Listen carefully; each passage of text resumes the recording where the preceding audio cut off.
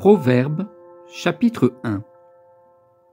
Objectif de l'auteur.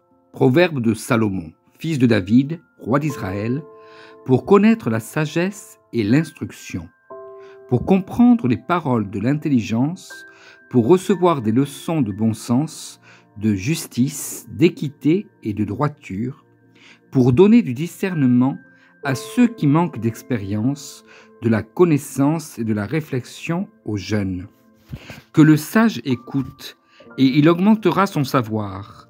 Celui qui est intelligent gagnera en habileté pour comprendre les proverbes et les paraboles, les paroles des sages et leurs énigmes.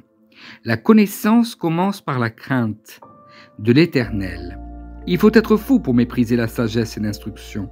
Mon fils, écoute l'instruction de ton père, et ne rejette pas l'enseignement de ta mère. En effet, ce sera une couronne de grâce pour ta tête et un collier pour ton cou. Les mauvaises compagnies. Mon fils, si des pécheurs veulent t'entraîner, ne cède pas. Peut-être te diront-ils, viens avec nous, dressons des embuscades pour verser du sang, tendons sans raison un piège aux innocents, engloutissons-les vivants comme le séjour des morts. Oui, engloutissons-les tout entiers comme ceux qui descendent dans la tombe. Nous trouverons toutes sortes de biens précieux et nous remplirons nos maisons de butin. Tu auras ta part avec nous. Il n'y aura qu'une bourse pour nous tous. Mon fils, ne te mets pas en chemin avec eux. Écarte ton pied de leur sentier. En effet, leurs pieds courent au mal et ils sont pressés de verser le sang. Or, il ne sert à rien de poser un piège sous les yeux de tout ce qui peut voler. Eux, c'est contre leur propre vie qu'ils dressent des embuscades. C'est à eux-mêmes qu'ils tendent un piège. Tel est le sentier de tout homme assoiffé de profit. Le gain malhonnête cause la perte de son propriétaire.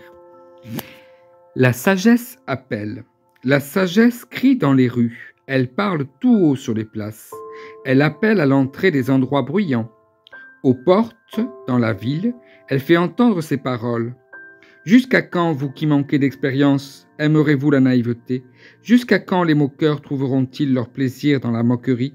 Et les hommes stupides détesteront-ils la connaissance? Revenez pour écouter mes reproches. Je veux déverser mon esprit sur vous. Je veux vous faire connaître mes paroles. Puisque j'appelle et que vous résistez, puisque je tends la main et que personne n'y prête attention, puisque vous négligez tous mes conseils et n'acceptez pas mes reproches, moi aussi je rirai quand vous serez dans le malheur. Je me moquerai quand la terreur fondra sur vous. Quand la terreur fondra sur vous. Comme une tempête et que le malheur vous enveloppera comme un tourbillon, quand la détresse et l'angoisse s'empareront de vous.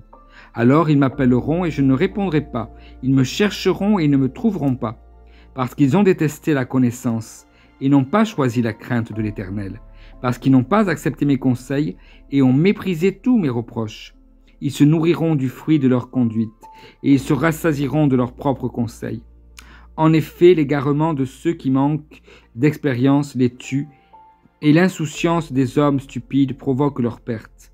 En revanche, celui qui m'écoute habitera en sécurité. Il vivra tranquille. Il n'aura à redouter aucun mal. Amen.